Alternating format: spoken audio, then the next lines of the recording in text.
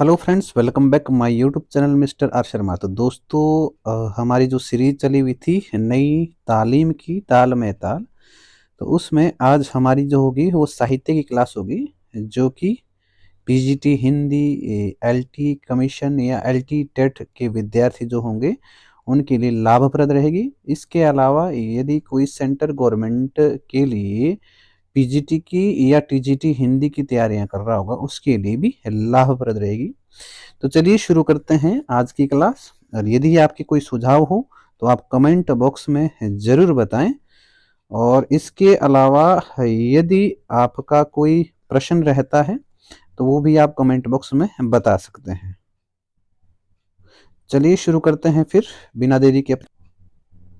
तो चलिए, जो साहित्य की क्लास है इसमें हम आपको हिंदी साहित्य का सारा इतिहास बताएंगे।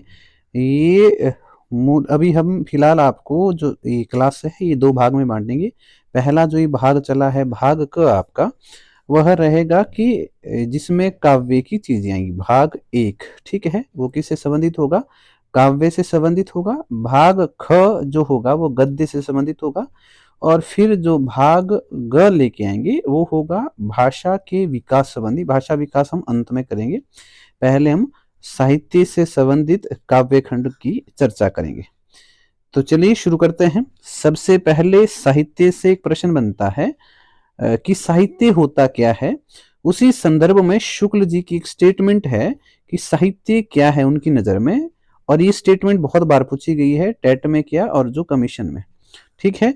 तो आपने स्टेटमेंट याद रखनी है कि प्रत्येक देश का साहित्य वहां की जनता की चित्त वृत्तियों का संचित प्रतिबिंब होता है। ठीक है, कि प्रत्येक देश का साहित्य वहां की जनता की चित्त वृत्तियों का संचित प्रतिबिंब होता है। अर्थात कि जिस देश में हम रह रहे हैं उस देश के जो लोग हैं उनकी जो चित्त हैं, हृदय हैं, उनकी जो वृत्ति है, उसी का एक प्रतिबिंब, उसी का एक स्वरूप हम साहित्य में देखते हैं। वही बताने का प्रयास किया जा रहा है कि साहित्य क्या है। जो वहां के लोग हैं, वहां के लोगों के हृदय की बातों को ही साहित्य में रखा जाता है, यह कहने का तात्पर्य इसका बताया गया है। चलिए आगे थोड़ा सा बढ़ते हैं। इसमें आगे बताया गया है कि जो हिंदी साहित्य है हमारा, इसको लिखने के लिए कौन कौन से सोर्सेज हैं, कौन कौन से स्रोत हैं, उन पर बात करनी है। तो वैसे क्वेश्चन भी एक बार आया हुआ था कि बताएं जरा कि हिंदी साहित्य लेखन का आरंभ किस शताब्दी से माना जाता है। तो आपको पता है हिंदी साहित्य लेखन जो है वो पहला इतिहास ग्रंथ जो आया था वो कब आया था? 1839 में आया था। कब आया था? 1839 में आया था। इसी का दूसरा भाग 1847 में आएगा। तो यहीं से शुरुआत मानते हैं। तो अर्थात 1839 की बात करें तो ये कौन सी शताब्दी बनेगी? 19वीं शताब्दी। तो पहला प्रश्न क्या बन गया? हिंदी साहित्य इतिहास लिखने की जो शुरुआत है, वास्तविक जो शुरुआत है, वो कब से मानी जाएगी? 19वीं शताब्दी से मानी जाएगी। लेकिन क्या जब ये लिखा गया तो ये पहला ग्रंथ था? उन्होंने कहीं से सोर्स लिए होंगे, कहीं से उन्होंने ग्रंथ लिखने के लिए कहीं ना कहीं से जो है वो कुछ बातें या कहीं तथ्य संकलित किए होंगे। तो वो ग्रंथ कौन कौन से जहां से उनको सहायता मिली, ठीक है, तो उन्हीं पर बात करेंगे कि वो कौन कौन से ग्रंथ हैं। चलिए शुरू करते हैं। सबसे पहला जो इसमें ग्रंथ बताया गया है, क्या बता रहे हैं हम? इतिहास लेखन के लिए जिन ग्रंथों की सहायता ली गई है वो कौन कौन से हैं उस पर बात की जा रही है। तो इसमें जो सबसे पहला है वह है भक्तमाल। भक्तमाल रचना बहुत बार पूछी जाती है, बहुत महत्वपूर्ण है, किसके द्वारा लिखी गई, कब लिखी गई। तो भक्तमाल जो रचना है वो 1585 में लिखी गई है। किसके द्वारा? एक व्यक्ति है नाभादास, बहुत अच्छी है, ध्यान रखना, इसको ध्यान में रखिएगा। नाभादास के द्वारा लिखी गई 1585 में। इसमें कितने भक्तों के चरित्र का वर्णन किया, मतलब कितने भक्तों का वर्णन किया गया है? इसमें 200 भक्तों का वर्णन किया गया है। और इससे कई कवियों का परिचय जो है बाद के इतिहासकारों ने यहाँ से हूबहू डिटेल उठाई है। तो पहला ग्रंथ ये है जहां से कि इतिहास लेखन के लिए सहायता मिलती है। दूसरा ग्रंथ है 84 वैष्णवन की वार्ता। और इसी से मिलता जुलता एक और ग्रंथ है 252 वैष्णवन की वार्ता। दोनों ग्रंथ लिखने वाले कौन हैं? ये गोकुल नाथ के द्वारा लिखी गई है दोनों रचनाएं, आपकी 84 वैष्णव वन की वार्ता भी और 252 वैष्णव वन की वार्ता भी। ये दोनों ग्रंथ किसके द्वारा लिखे गए हैं? गोकुलनाथ के द्वारा लिखे गए हैं। ठीक है, समय दोनों का एक ही है, 1568 के आसपास माना जाता है। किनका? 84 वैष्णव वन की वार्ता भी, 252 वैष्णव वन की वार्ता भी। ध्यान रखें, दोनों कैसे हैं? वार्ता ग्रंथ हैं। इसमें वार्ता ही लिखी गई है। जो भक्त कवि थे किसके? जो तो 84 वैष्णवन की वार्ता, इसमें किसके शिष्यों का वर्णन किया गया है? वल्लभाचार्य के। ठीक है, किसके? वल्लभाचार्य के 84 शिष्यों की वार्ताओं को संग्रहित किया गया है 84 वैष्णवन की वार्ता में। और 252 वैष्णवन की वार्ता में किसकी वार्ता संकलित की गई है? तो ये की गई है विठलनाथ के शिष्यों की। किसके? विठलनाथ के शिष्यों की जो वार्ता है उनको संकलित की। ध्यान रखना है, जो वल्लभाचार्य हैं, वल्लभाचार्य के पुत्र कौन हुए? विठलनाथ। और विठलनाथ के पुत्र कौन हुए? तो ये हुए गोकुलनाथ। वल्लभाचार्य, इनके पुत्र कौन हुए? विठलनाथ। और विठलनाथ के पुत्र कौन हुए? गोकुलनाथ। ठीक है, मतलब गोकुलनाथ के दादाजी के जितने भी शिष्य हैं उनका वर्णन 84 वैष्णव की वार्ता में, और गोकुलनाथ के पिता के जितने भी शिष्य हैं उनका वर्णन किसमें किया गया? 84 वैष्णव की वार्ता के अंतर्गत किया गया है। ठीक है, चलिए उसके बाद आगे बढ़ते हैं। कविमाला करके एक और ग्रंथ मिलता है। कविमाला, इसकी रचना तुलसी के द्वारा की गई। तुलसी दास नहीं है, ये दूसरे हैं। तुलसी के द्वारा की गई है 1655 ईस्वी में, जिसमें 75 कवियों को संग्रहित किया गया है। तो ये 2-4 ग्रंथ हैं जिनसे प्रश्न बन सकते हैं, तो आपने थोड़ा सा इनके बारे में ध्यान रखना है। चलिए अब आगे बढ़ते हैं।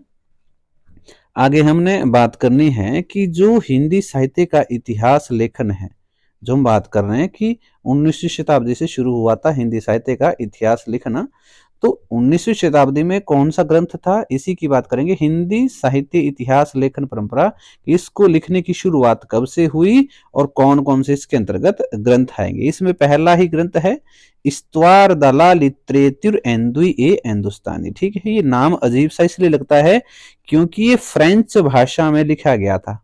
फ्रेंच भाषा में लिखा गया था, तो उसी को हिंदी में इस तरह से लिखा गया है। इसका नाम क्या है? इस्तवार दाला लित्रेतुर एंदुई ए हिंदुस्तानी। ये पहला ग्रंथ है हिंदी साहित्य इतिहास लेखन परंपरा में। ठीक है, चलिए इस ग्रंथ के बारे में कुछ बातें पढ़ लेते हैं। पहला है कि इस ग्रंथ की रचना किसके द्वारा की गई है? गारसा दातासी के द्वारा की गई। किस भाषा में?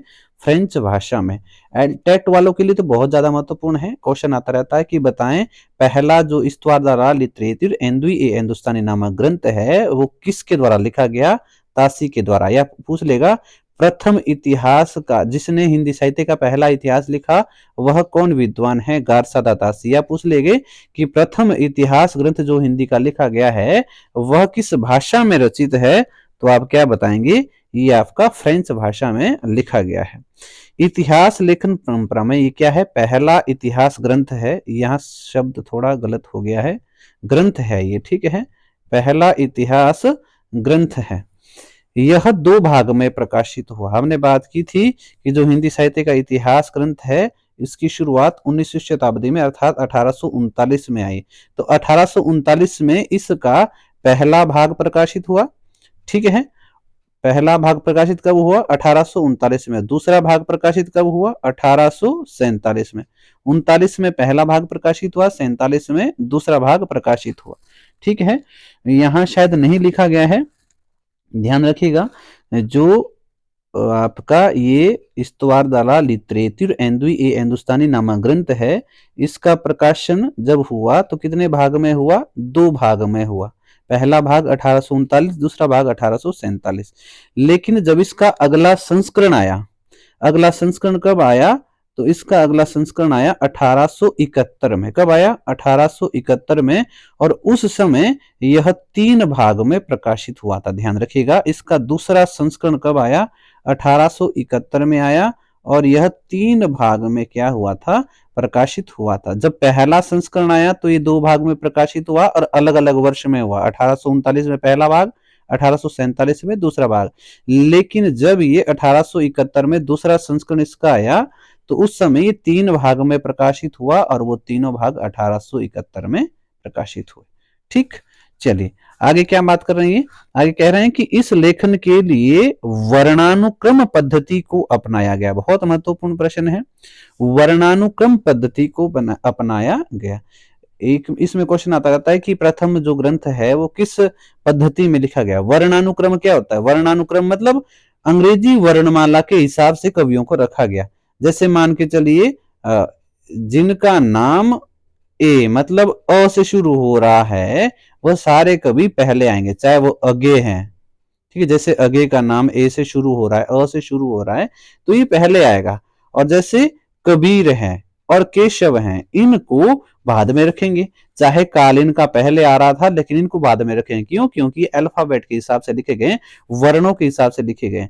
तो ये कह रहा है कि इसको लिखने की पद्धति कैसी रही है, वर्णानुक्रम रही है। इस ग्रंथ में कुल कितने कवियों का वर्णन किया गया है? 738 कवियों का वर्णन किया गया है। कवि मतलब लेखक भी और कवि भी इसमें सारे आएंगे। 738 कवि हैं, लेकिन इसमें एक विशेष बात ये रही है कि इन 738 में से केवल 72 कवि ही हिंदी के थे। कितने? 72 कवि ही हिंदी के थे, बाकी उर्दू और फारसी भाषा के इसमें कवि थे। हिंदी के कितने थे? हिंदी के केवल 72 कवि हैं। इसके अलावा उर्दू और फारसी भाषा के कवियों को इसमें सम्मिलित किया गया था। नाम क्या दिया गया था? इस्तवार दला एंदुई ए हिंदुस्तानी। की हिंदी भाषा का ही ग्रंथ है लेकिन हिंदी के कवियों को स्थान कम दिया गया। अगला जिसमें है एक इसमें त्रुटि रही है। त्रुटि मतलब इस ग्रंथ की कमी क्या रही है? पहली कमी क्या रही है कि इसमें काल क्रम पद्धति को नहीं अपनाया गया। मतलब कवियों को सीक्वेंस में नहीं लिया गया, उनको अल्फाबेट के हिसाब से रखा गया है। होना कैसा चाहिए था कि जो कवि पहले लिख रहा था उसको पहले लिखना चाहिए था और जो कवि बाद में लिख रहा था उसको बाद में लिखना चाहिए था। लेकिन हुआ क्या कि जो कवि बाद में हो या पहले हो उसमें सिर्फ अल्फाबेट के हिसाब से रखा गया। पहली कमी तो इसमें ये रहेगी, इसमें काल क्रम पद्धति को नहीं अपनाया गया। दूसरी क्या बोल रहे हैं? दूसरा ये बोल रहे हैं कि इसमें काल विभाजन का प्रयास नहीं किया गया कि कौन सा साहित्य पहले आदि काल का है, भक्ति काल का, ये बहुत बाद में काल विभाजन हुआ है। तो इस ग्रंथ में विभाजन जैसी कोई चीज नहीं थी। तो इसमें दो चीजें आपको पता लगी, कमियां जो दो इसकी रही है। अगला जो ग्रंथ है वो इस्तवार दला के बाद आएगा शिव सिंह सरोज नामक एक ग्रंथ आता है। और शिव सिंह सरोज किसके द्वारा लिखा गया है? एक व्यक्ति हैं शिव सिंह सेंगर, जिन्होंने शिव सिंह सरोज नामक ग्रंथ लिखा है। ठीक है, और ये क्या है, विशेष बात है कि हिंदी भाषा में लिखा गया। पहले वाला किसमें था? फ्रेंच भाषा में। इस्तवार दला लिटरेचर एंदुई ए हिंदुस्तानी जो ग्रंथ है वो फ्रेंच भाषा में लिखा गया था। लेकिन जो शिव सिंह सरोज नामक ग्रंथ है वो किस भाषा में लिखा गया है? वह हिंदी भाषा में लिखा गया है। हिंदी भाषा में लिखा गया हिंदी साहित्य का पहला इतिहास ग्रंथ कौन सा है? तो शिव सिंह सरोज है। इसकी रचना कब की गई, किसने की है? शिव सिंह सेंगर के द्वारा। कब की गई? 1883 1883 में की गई है। तो इसका भी आपने ध्यान रखना है। ठीक, अगला जिसमें क्वेश्चन बनेगा वो बनेगा कि शिव सिंह सरोज नामक ग्रंथ में कितने कवियों को स्थान दिया गया?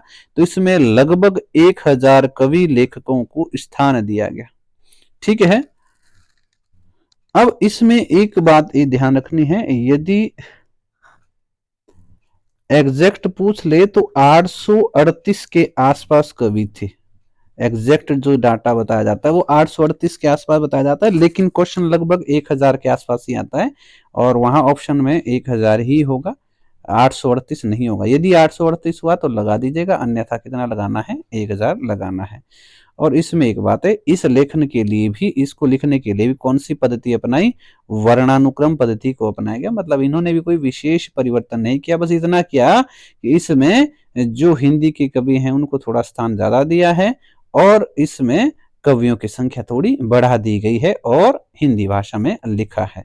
इसमें विशेष परिवर्तन रहे। इसके बाद अगला जो बहुत महत्वपूर्ण ग्रंथ आया हिंदी साहित्य के इतिहास में वो आया the modern vernacular literature of Hindustan. ठीक है, ये बहुत महत्वपूर्ण है, क्वेश्चन यहां से आते रहते हैं। अगर आपसे पूछ ले कि बताएं हिंदी साहित्य का इतिहास या हिंदी साहित्य इतिहास परंपरा का पहला ग्रंथ वास्तविक रूप में किसे माना जाता है, तो वास्तविक रूप में जहां से शुरुआत मानी जाती है वो कौन सा है, the modern vernacular literature of Hindustan. क्यों इसको पहला ग्रंथ माना जाता है, अगर सामान्य क्वेश्चन आएगा कि हिंदी साहित्य इतिहास लेखन परंपरा का पहला ग्रंथ कौन सा है, तो आप वही बताएंगे इस्तवार दाला लिटरेचर हिंदुस्तानी, जो गारसा दातासी ने लिखा है।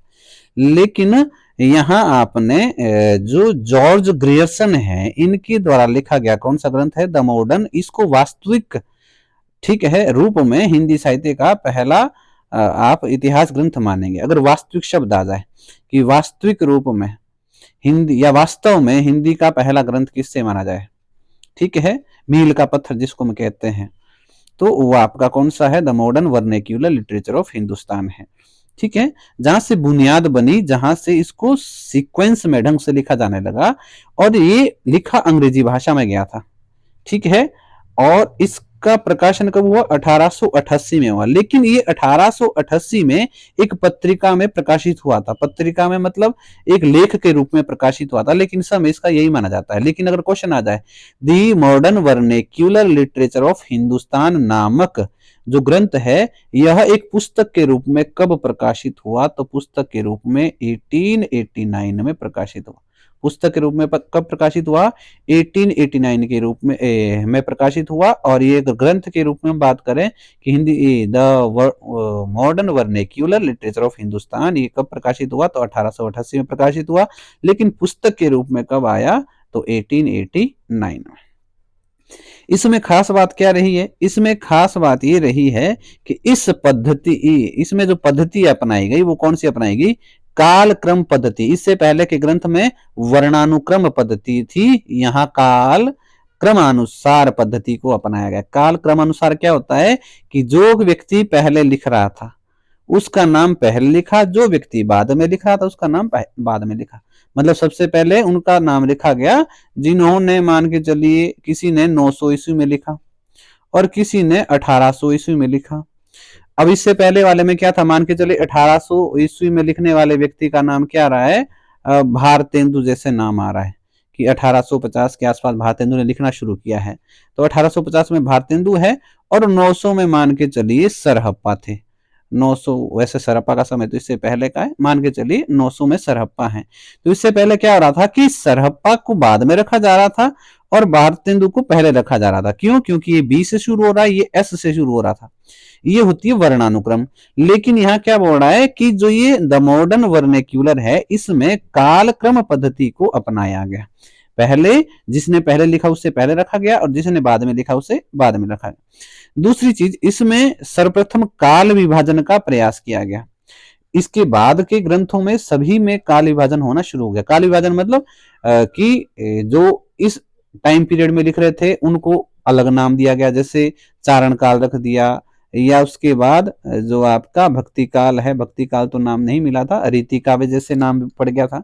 तो इन्होंने काल विभाजन करना शुरू कर दिया था और उनके लिए नामकरण का सबसे पहला प्रयास या काल विभाजन का सबसे पहला प्रयास किसने किया, जॉर्ज ग्रियर्सन के द्वारा किया गया था। लेकिन इन्होंने जो ये काल बांटे थे ये बहुत ज्यादा में आ गए थे। इन्होंने 11 कालखंडों में संपूर्ण साहित्य को रखा था। कितने कालखंडों में, 11। की जो हिंदी साहित्य का इतिहास है, मान के चलिए कहां से शुरू होता है, हिंदी साहित्य का इतिहास वास्तविक रूप में मानते तो 1000 ईस्वी के आसपास शुरू होता है और लगभग चल के अब तक, मान के चले अब तक, या ये प्रकाशित हुआ था 1888 में। तो ये जो 800 साल है या 900 साल का सफर है, इसको इन्होंने कितने कालखंडों में बांटा है, 11 कालखंडों में बांटा है। इन्होंने इस ग्रंथ में केवल कितने कवियों को स्थान दिया, 952। मोस्ट क्वेश्चन है आपका कि बताएं the modern vernacular literature of Hindustan नामक ग्रंथ में कितने कवियों का वर्णन है, 952। अब इससे पहले शिव सिंह जो सरोज नामक ग्रंथ था उसमें कितने बताए, 1000 ग्रंथ, ये आपको कवि बता दी थी। और इससे पहले दो आपका पहले वाला था इस्तवार दाला लिटरेचर एंदुई ए हिंदुस्तानी, वहां कितने थे, वहां आपके 738 कवि थे। लेकिन हमने वहां क्या बात देखी, वहां बात देखी हमने कि उन्होंने 72 कवि हिंदी के रखे थे। कितने, 72 कवि हिंदी के रखे थे, शेष उर्दू फारसी के थे। इनकी एक जो बात रही है, इन्होंने जितने भी कवि हैं 952 जो कवि हैं वो केवल और केवल हिंदी के थे। केवल और केवल कौन से थे, हिंदी के थे। इन्होंने तो जो संस्कृत है, जो अपभ्रंश है, जो प्राकृत है, चाहे वो उर्दू है, अरबी है, फारसी, सभी कवियों को इस श्रेणी से बाहर रखा। ये कहते हैं कि जब इनका वर्णन हमने पहले ही कर दिया है तो इनका वर्णन अब बाद में दोहराने की आवश्यकता नहीं है। ये इनका कहने का मतलब है कि जो मुझसे पहले ग्रंथ लिखे जा चुके हैं उनमें अपभ्रंश के कवियों का वर्णन हो चुका है, उनमें प्राकृत के कवियों का वर्णन हो चुका है, तो हम इसे रिपीट ना करें। मैं उन कवियों को स्थान दूंगा जिनका अभी तक वर्णन नहीं हुआ है। तो इन्होंने जो 952 कवि हैं ये केवल और केवल हिंदी के कवि ही लिए थे। ठीक है, तो चलिए आज की वीडियो में फिलहाल इतना ही। इससे आगे हम अगली क्लास में इसके बारे में अध्ययन करेंगे। ठीक है, तो चलिए जो अगली क्लास होगी, मतलब जो कल क्लास अपलोड की जाएगी, वो आपकी व्याकरण की रहेगी। आपको पता है, अपने दोस्तों के साथ शेयर जरूर करें कुछ दिनों के लिए, ताकि लोगों को पता लग जाए। जब सीरीज एक बार कंटिन्यू चल पड़ती है, लोग अवगत हो जाएंगे, विद्यार्थी जब अवगत हो जाएंगे तो अपने आप जुड़ते रहेंगे। लेकिन आरंभ में थोड़ी समस्या रहती है कि जब तक विद्यार्थी को पता ना लगे तब तक जुड़ने की थोड़ी संभावना कम रहती है। तो अपने साथियों के साथ शेयर जरूर करें कि क्लास जो है वो अब आरंभ हो चुकी है। तो चलिए मिलते हैं अगली वीडियो में, तब तक के लिए जय हिंद, जय भारत।